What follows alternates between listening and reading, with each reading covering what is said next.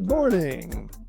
In the past, when we wanted AI to show its work, we would make it generate a step-by-step checklist and direct it to report the steps it supposedly followed in arriving at its response. That was called chain of thought prompting. It improved results, and while the results looked like reasoning, it was really just a clever simulation. There's still an explainability problem in generative AI tools that can produce responses that sound convincing but lack transparent reasoning. Is the answer correct, or does it just look good? We've learned that AI wasn't doing critical thinking, and it showed way too much eagerness to answer our questions. Today, a new generation of AI, reasoning LLMs, have arrived. These models don't wait for instructions to think. They're trained to deliberate on their own, weighing different ideas, refining answers, even checking their own logic before speaking. It's the difference between parroting a solution and working through a problem. Today is July 14th, 2025, and you're listening to the Daily AI Show. I'm joined today by Beth, Brian, and Junmi, and we're going to take a bit of a deep dive here with an examination of what it really means to have artificial intelligence reasoning. There'll be a short quiz afterwards, so take notes, please. The recent advent of native reasoning in LLMs marks a real shift in the AI landscape. We're moving beyond models that merely simulate thought through external prompting to systems capable of intrinsic deliberative thinking. They can spend compute budget. They can generate structured thinking paths and then follow them, refine code, and verify outputs internally before responding. This artificial thinking is driven by cutting-edge advancements in training methods like scaled reinforcement learning, innovative architectural changes to deep neural networks, and sophisticated recursive system prompts. So now we interact with AI that doesn't just respond, but actually thinks before it does. That's the leap we're witnessing right now in the world of large language models. It's not just about chatbots getting better at conversation. It's about a shift towards AI that can reason logically, deliberately, and even creatively. So as a primer on what reasoning is, there's multiple ways of our human minds accomplishing reasoning. And I want to just refer back to a great book called Thinking Fast and Slow, which illustrates the two different types of human thinking that occur. One of them is very fast, and it's like gut reaction.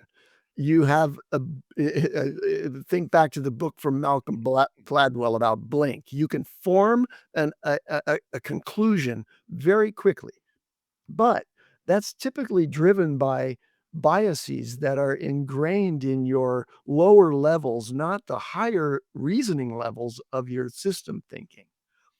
So that's the second kind of thinking, the thinking slow, which is system thinking, where you take a deliberate approach to managing your way to a logical conclusion. So, there's a bunch of different ways that, we can reason as well. So there's deduction, which is you draw conclusions from facts. You can spot patterns and then use inductive reasoning to say, okay, well, this seems to be matching that pattern, so I'm going to jump to the general case, and that's inductive reasoning. And there's a couple of others that we don't normally hear about. One of them is called abduction, which is where you have missing information, but you can make a best guess. You induce a solution or a conclusion. And the last one is called analogic or analogy type reasoning, where you compare what information you have to an analogous situation, and then you can arrive at a conclusion based on that analogy. So AIs are beginning to manage the inclusion of each of these types of reasoning in their training. So They can deduce, they can infer, they can explain, and they can reconsider. And this is getting very close to thinking. And so we have a thinking companion in AIs now that we didn't have before. And as I mentioned at the start, much of this is coming through some technological advancements under the hood in AIs. And one of them is reinforcement learning. And this is not reinforcement learning from human feedback, where we provide sort of corrections to the responses or show a preference from humans' point of view on responses that are generated and try to train them towards those that we prefer. But reinforcement learning is inside the logic of what is rewardable in the model. And it's the kind of like the same principle that teaches robots to walk or beat video games. And that reinforcement of positive outcomes is how AIs are learning how to reason. They get rewarded not just for getting the right answer, but for thinking the right way to get there. And so, um, there's lots of new tools. Why does all of this matter? Um, Agents and autonomy. The real breakthrough is that these reasoning models can now act as agents for us. They can break down big tasks, plan steps, search for the info they need, and execute decisions. They don't just answer a question, they go figure it out. So, with that introduction, I open the floor to our discussion. And remember, everything that's said here will be subject to your testing and validation later. So, make sure to take notes. Go ahead. I Junmi. I yeah, I just wanted to open up first is, are we trying to determine, whether, AI models have reached thinking? And if so, what's our definition of thinking? Okay, well, I'm going to posit that the way that we think, and we're not too dissimilar from deep neural networks, right? In the way that we learn. But what we learn and what we're taught, like I don't think that we natively reason. We have to go through experience, just like a robot might, in order to learn, and we have to, have consequences, let's say, from what our experiences are, in order to start to create deductions that, oh, if this, then that, right? We understand through experience causality. And it turns out that it's possible to train AIs around causality. And with the addition of world models that are sort of natively inserted into the training, the combination of world models and the understanding of causality or deliberate training by our methods programmed into the training systems that we use to develop artificial intelligence, we've arrived at a point now where intrinsic logical progression can be demonstrated by artificial intelligence. So it's very, very similar, in my view, to the way that we think through a problem and then execute a solution. And so, yes, I believe that AIs are now demonstrating reasoning comparable to human reasoning. Gotcha. Okay, so just to clarify, we're not saying that thinking equals any form of consciousness or anything like that. Thinking is a problem process, the process of the reasoning, Yeah. determination, and solution, like you said. Yeah, this is not a discussion about self-awareness. Uh, this is a discussion about logical reasoning. Like how do you step through a problem and and not just create answers that seem satisfactory based on pattern recognition, which is the way that deep neural networks without reasoning capabilities have done before, and that's become a big problem, right? The I use the example that I think was really telling, which was when using generative AI, some legal beagles out there generated documents for the court that had citations which looked very real and satisfied the AI's pattern recognition, but didn't exist. Right. So there wasn't grounding in truth that this is actually a citable citation. It was just here's a presentation in a string that looks good enough to be a citation. Well, And that's this just is happening, right? yes. It just happened like a week ago. Uh-huh. It still Exactly. happens. But listen, not all models out there are equipped with the advanced reasoning. In fact, Right. you have to pay a lot of money to get a really truly reasoning model at this point. Well, you can toy with one, but if you're going to deploy a reasoning model, that's the highest tier of expense. Why? Because it's an expensive compute budget that's required to accomplish this kind of reasoning. But to that point, in like talking about humans in that context, humans are making the gut check in that scenario that the citation looks like it supports the argument. And in general, previously, citations would not exist, right? You'd go to a computer and you'd ask like for the cases that would support this. You wouldn't get a case unless it existed. So as long as the title sounded or like the abstract looked like it supported your argument, that's your gut check, right? You've done enough. But that's not true anymore. AI can give you all the details that would make that seem like it's real. The authors, their specialty is the kind of case that this is, and then it's also not true.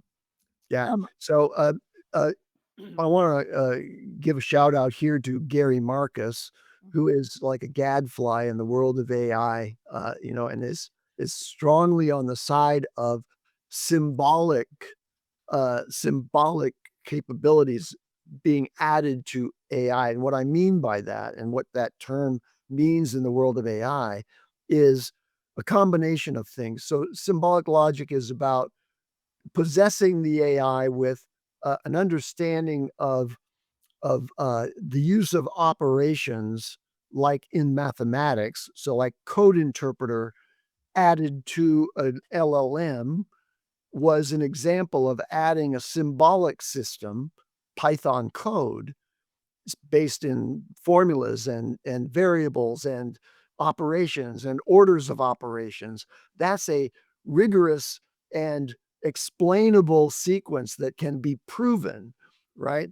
And that is the addition of symbolic capabilities. And there's also an important related kind of order of operations in semantics, which is like um, the series or the sequence that is respective or respectful of causality. So, or the order that we want to understand in a sequence. So, for example, if I say a horse rides an astronaut, an LLM would take those words, chunk them up into little pieces, and it would say, okay, this is about horses on spaceships or something.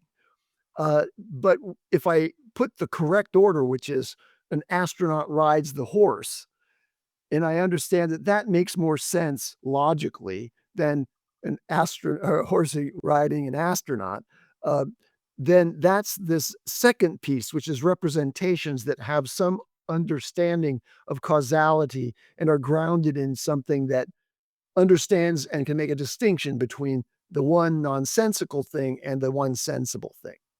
And then finally, importantly, the last piece of it is database foundation.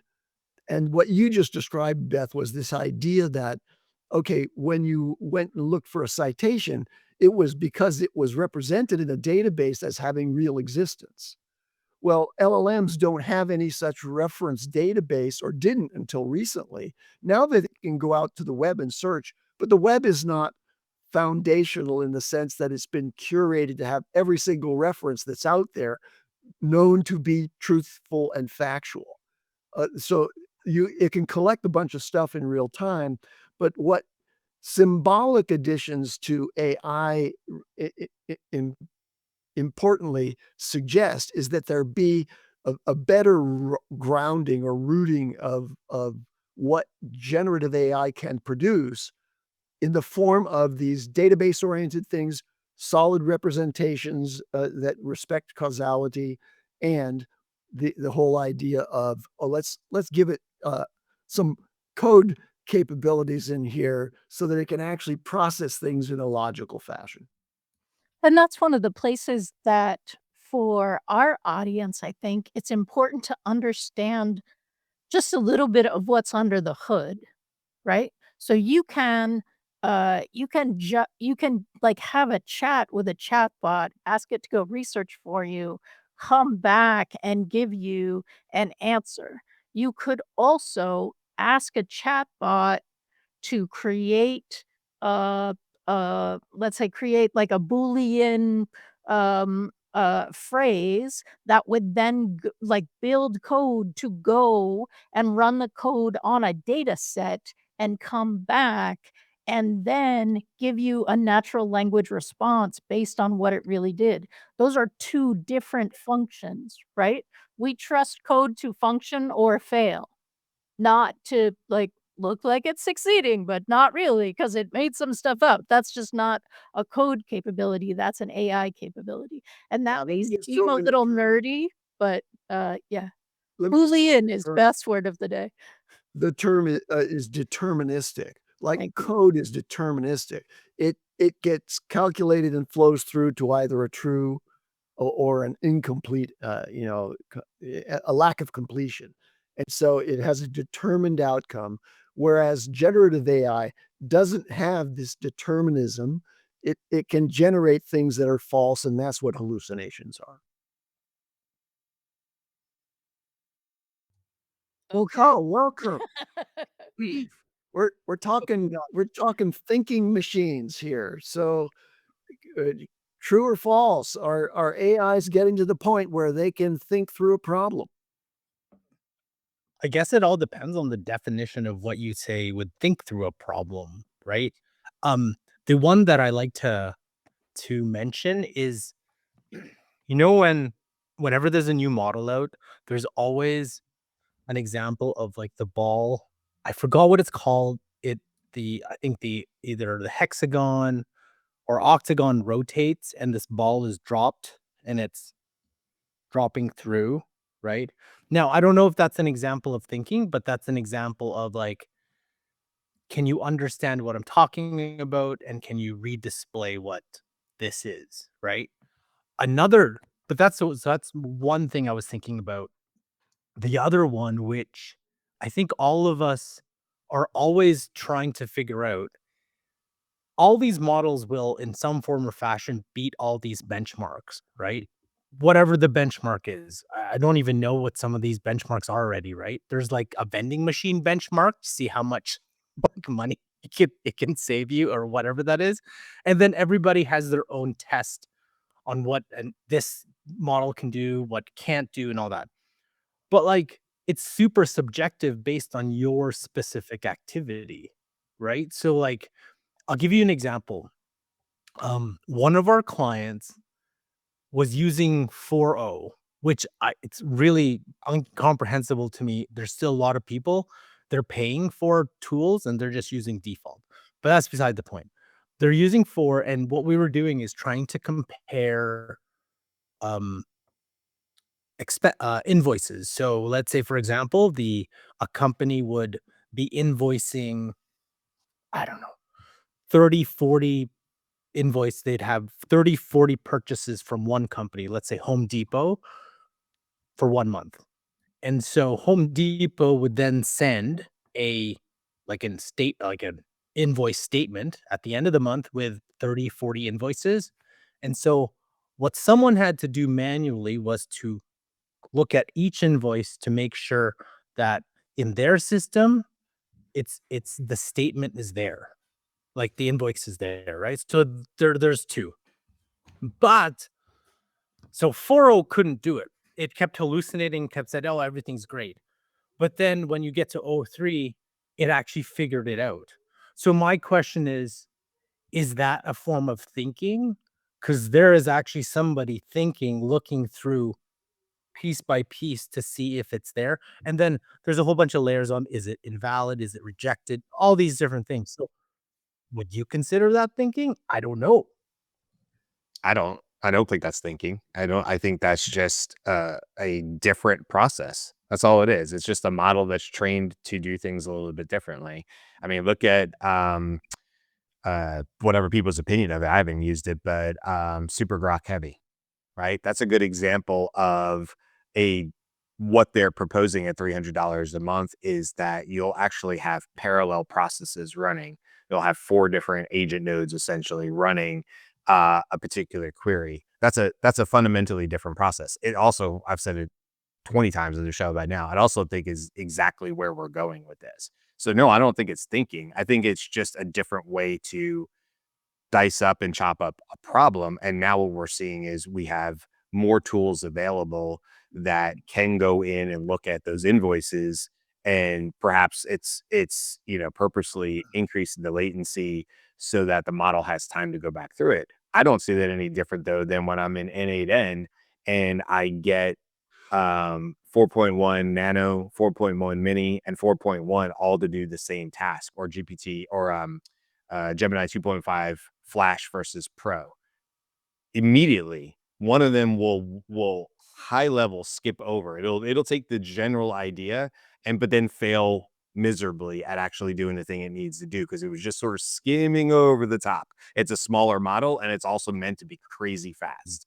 And the problem with that is with detailed prompting is that it's not built to go. A nano isn't built to go and look into each line and layer and look at it versus some of these reasoning models or whatever. They're intentionally meant to go slower. And what we'll see in the future is what I hope a GPT-5 is enough with this picking models. It's ridiculous at this point in 2025, Karl, that your client should have to pick any model. When I use Perplexity, if I leave it on the default, it's not Sonar.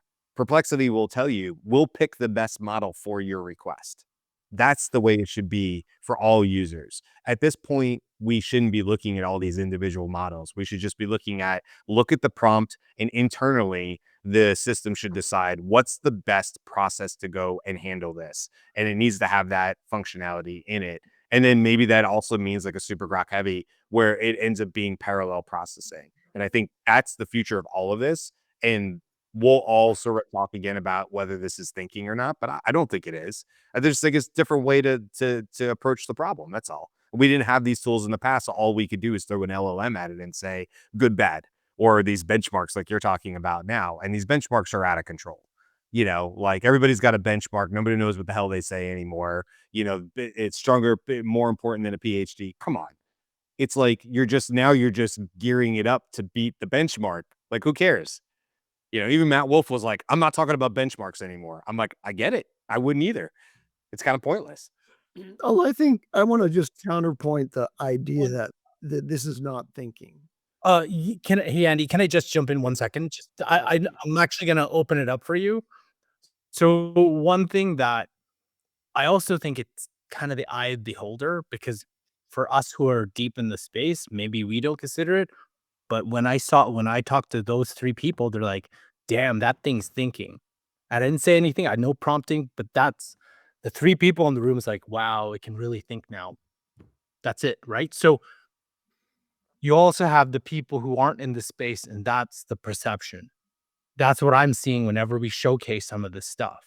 And they're not saying, oh, it's just prediction. No, like there are lots of people who aren't in this space. When they see some of the stuff that comes out, it's like, damn, this thing's actually thinking. That's where all the other perceptions. All in between you and Andy on this is that 5-year-olds believe in magic and magicians know that it's just sleight of hand.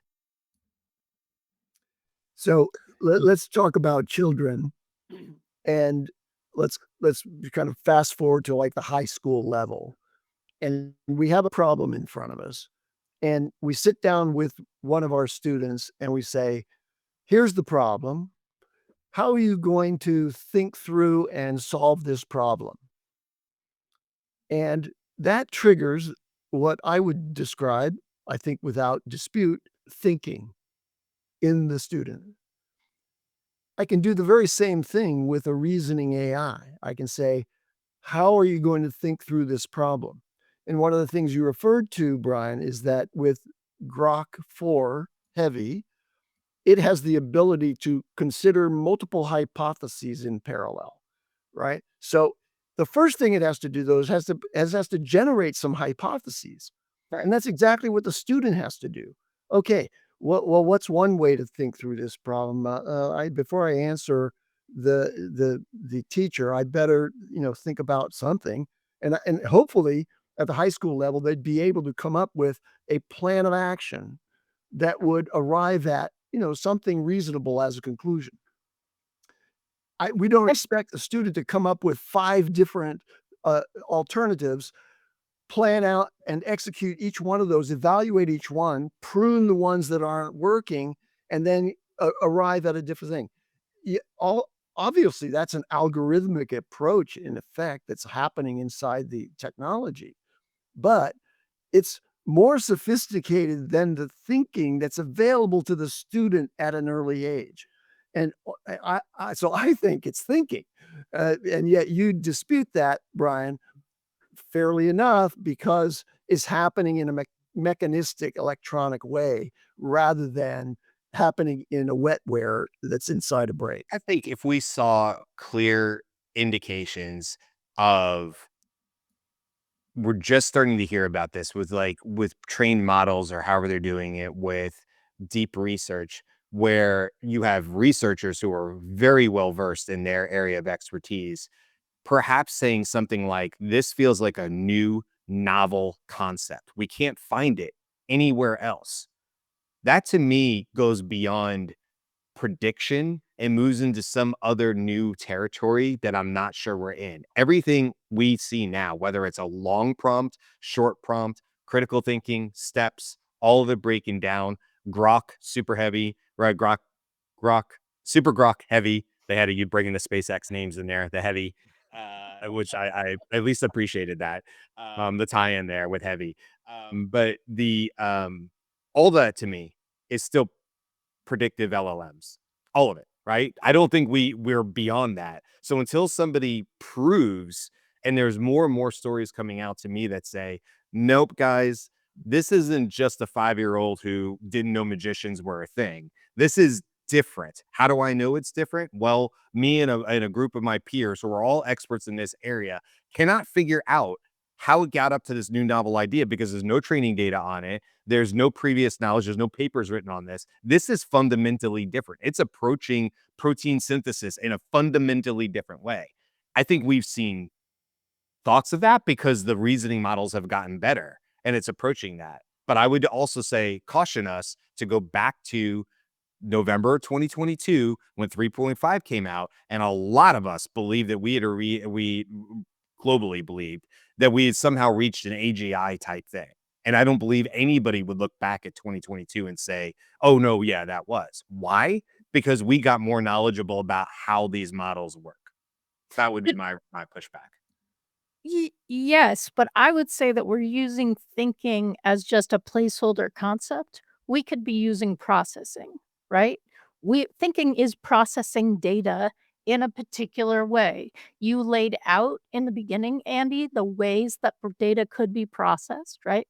Data is processed for pattern recognition. Data is processed for, like, if this is true, then what else is true based on a logical framework, those kinds of things. So we could say that the system is thinking. We could say that the system is processing.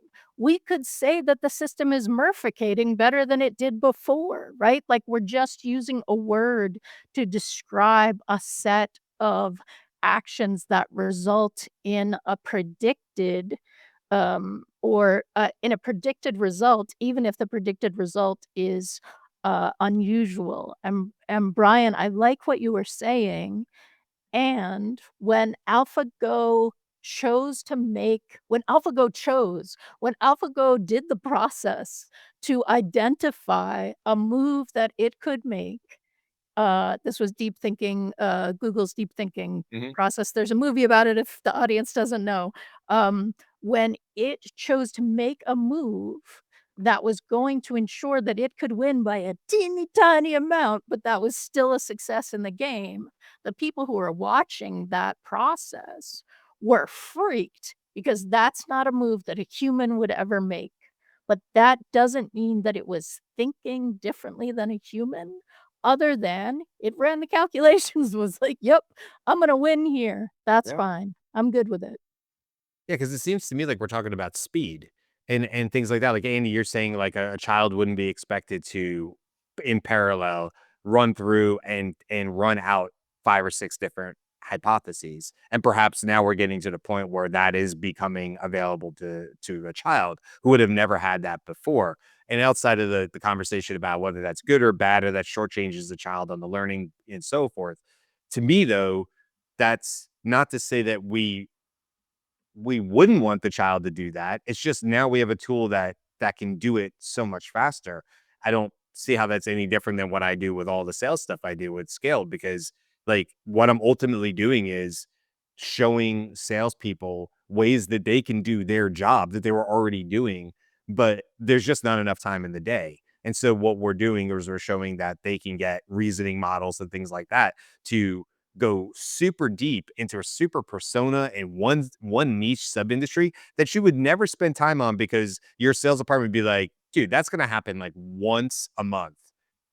And so it gets washed over, right? You stay at the higher level. And now what we're showing is like, yeah, but you can spend 3 minutes and get super deep in that one area and it's okay because it only took you 3 minutes. It's the speed of the answers that matters. And I know you're saying, Beth, about thinking, but we are saying thinking, and that is a human term. And so that's, I believe people are, maybe I'm wrong, but when people say thinking, to me, that's a direct line towards consciousness or something that's greater than predictive prompting. So if we are going to label it thinking, because that's the easiest word, or murficating, like whatever the word is that we pick to do, then I think it just should be clear that we're talking about process. That's all. If that's what we mean, we should say process, not thinking, because thinking is a confusing word. People know what that means.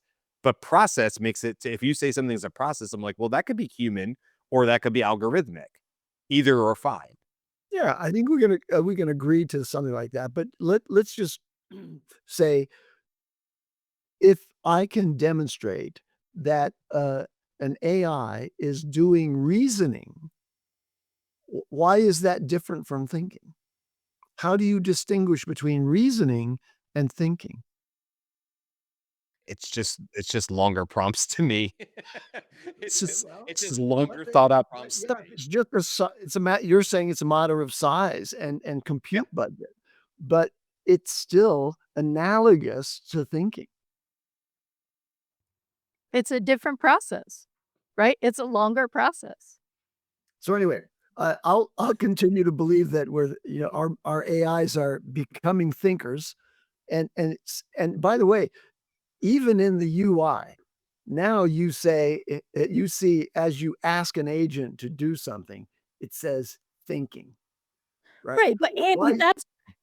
that's a programmatic response, right? I Understood, mean, it's not understood, thinking but because why would It's the just make people feel developers of better. that, why would they use that term in English to suggest that there's some process that it's going through which is deliberative and rational, right? That's what it's doing. And now we're disputing that there's anything comparable between that process that's been labeled thinking and what we do as thinking. uh, So I don't I find think it's this.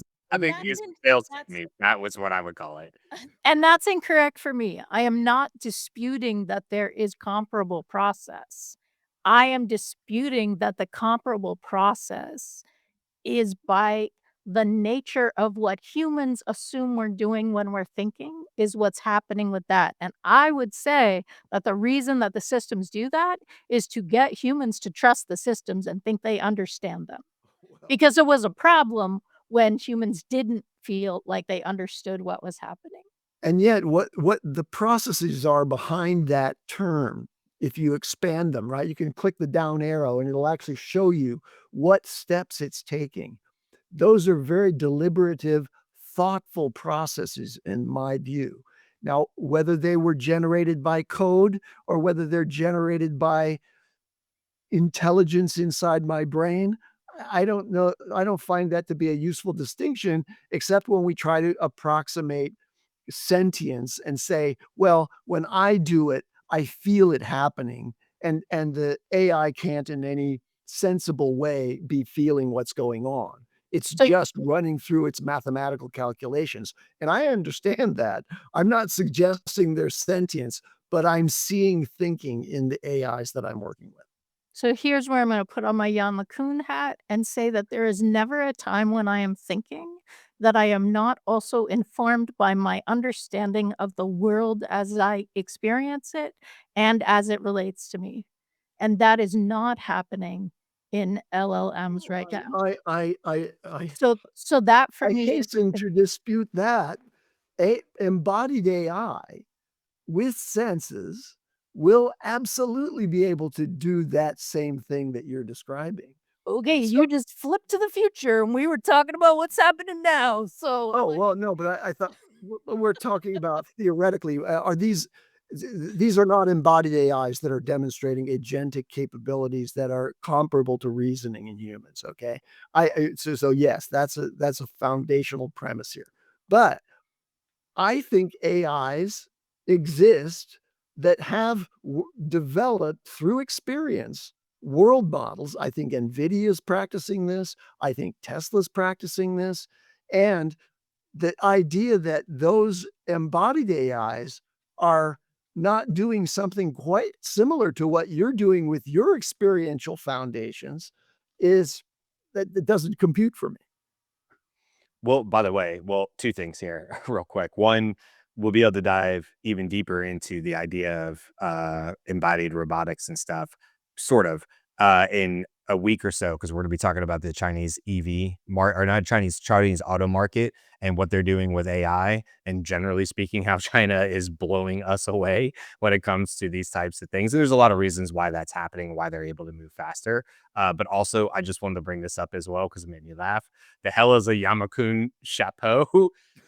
Greg, she said Jan LeCun from Meta, and it just made me laugh when you said that. So thank you for that comment. But Jan LeCun, Monday. he works currently for Meta, but he's fully established in the AI space well before Meta. It just happens to be where he is right now.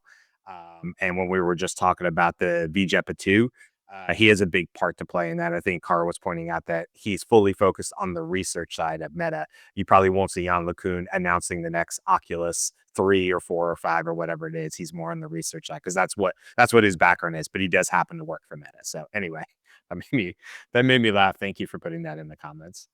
Okay, back to you. What's first? So we've been talking about reasoning advances in AI. So in large language models, particularly, what are the approaches that are accomplishing reasoning that allows agentic behavior and assistance that can actually plan and execute? Okay. But we've gone down a path which is really interesting, which is what is it that differentiates human thinking from those AI models and their expected future capabilities? And so I want each of us, and I want to start with Beth.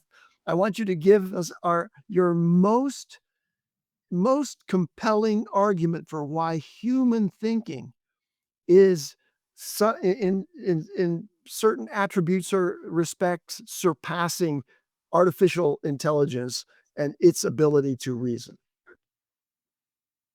Okay.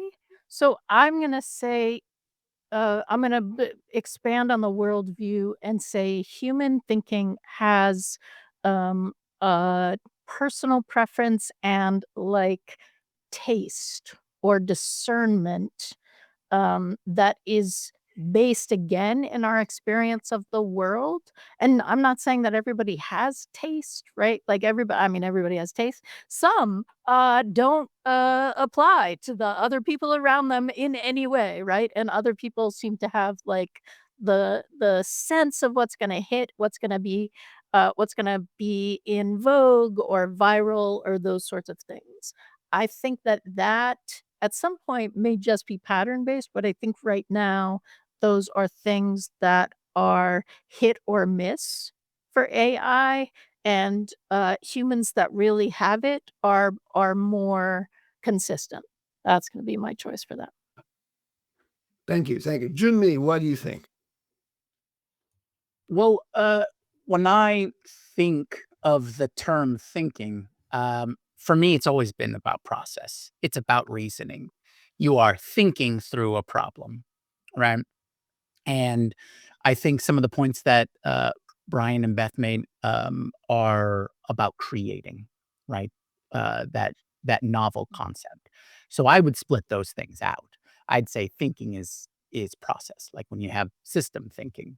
It can be an umbrella term, that's true, but within this context, I think it's about process. I tend to like more specific terminology. I tend to go towards those kinds of things. So I would say in terms of working through a problem or thinking through a problem, I think we are seeing that kind of process right now, and I think it'll just improve as it goes.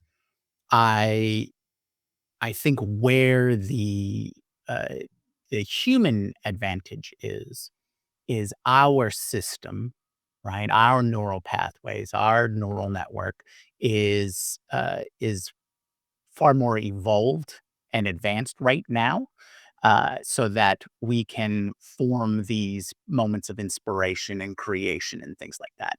Will that change in the future? It might, but then again, we're getting into the sentience conversation. But for now, I think creation is in the realm of humans, and processing is uh, where AI is right now. Okay, so your focus is on creativity. Yeah. As okay, good. Thank you. And Karl, what is it that makes your brain better than AI?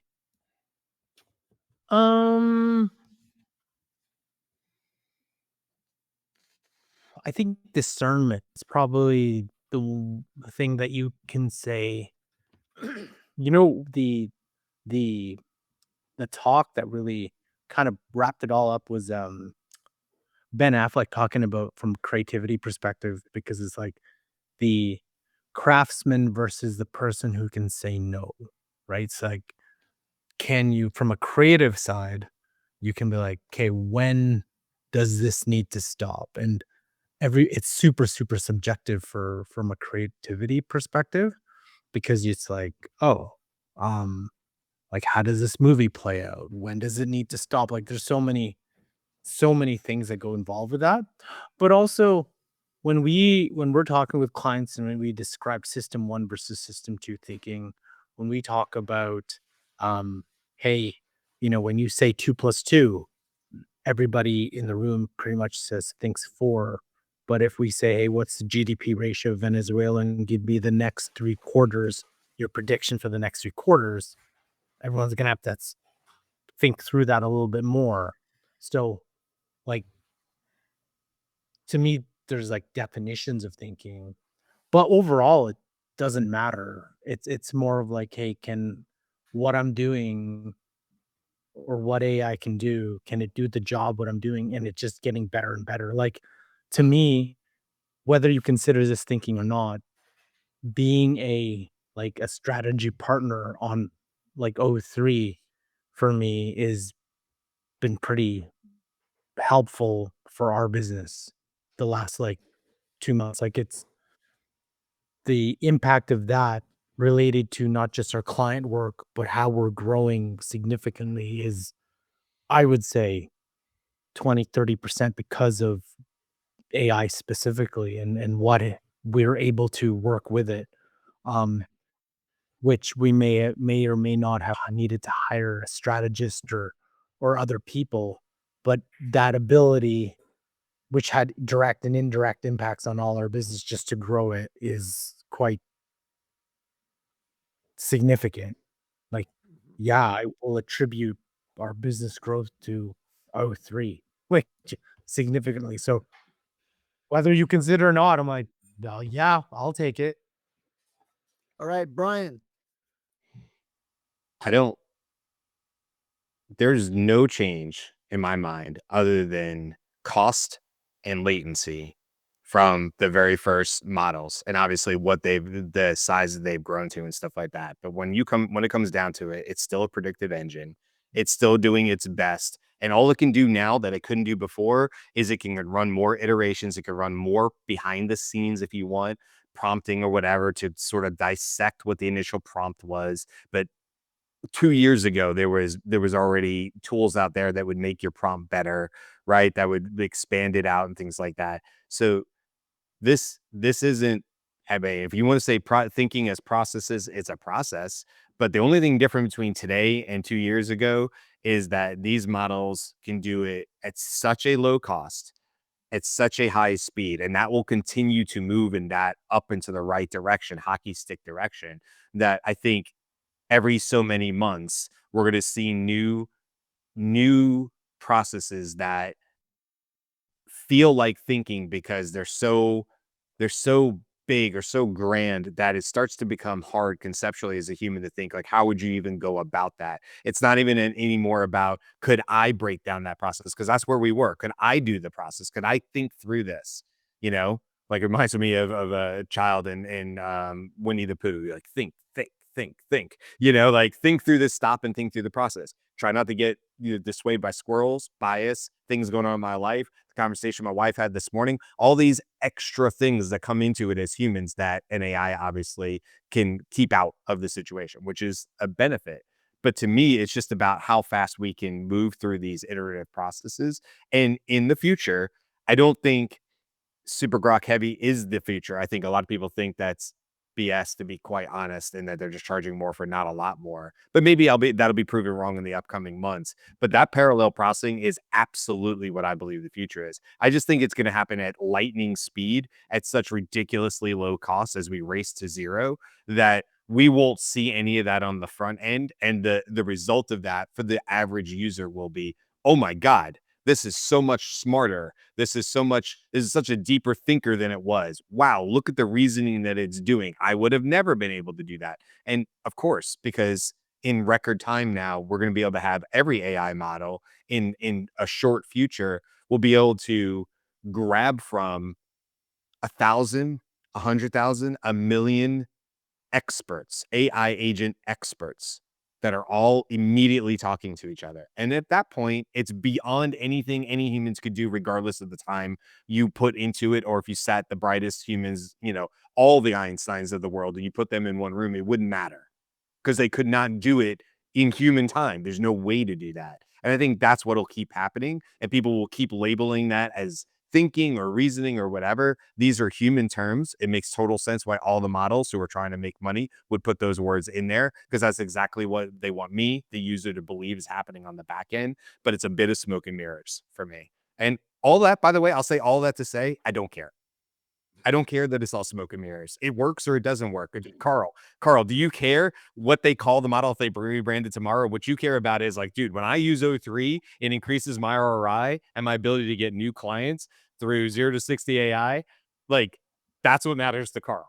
I mean, we'll literally keep calling it thinking because what my clients like perceive it as thinking. I'm like, okay, let's just go with that. Great. I'm gonna run with it. It won't matter Exactly. because we're growing our business because of it. Yeah. Same reason people use agents right now. Same reason people say agents right now, because it's just like Copilot. What, a year ago, everybody's like, I'll build you an AI Copilot. And now today I'll build you an agent. I've even had to say, okay, I do not think that's what agent means, but guess what? All my clients want to know. Does it build an agent? And I go, yes, it does that. And I die a little bit inside, but got to keep the lights on. Okay, well, let me add my final thought on this question of, what's the major distinction between human thinking and what reasoning LLMs and systems. Let's just not confine it to LLM, because there are other models other than large language models, but large language models will be a component in the architecture of advanced intelligence. Um, I believe, based on my study of people who have thought and scientifically examined how the human brain works, is that and this is from Ray Kurzweil. Uh, the human mind is a memory and prediction engine. It creates layers of memory and uses those layers of memory to make predictions in the moment about what's happening next, right? And that can be what's going to come out of my mouth next. It could be what's going to, fly toward me next. All of those things are predictions that the brain is making. And AIs are fundamentally prediction engines.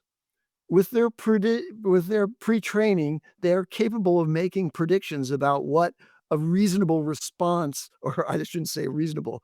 The earliest AIs that were chatbots could make a prediction about what's a sensible response in this context, and that's its prediction role. But it didn't have a lot of memory other than for what was already possessed in its pre-training. But now we have systems of intelligence that are adding memory externally via web search, as memory access that way. But more and more sophisticated memory capabilities are going to be added to these models. And so it's becoming more and more like what I think the human mind is.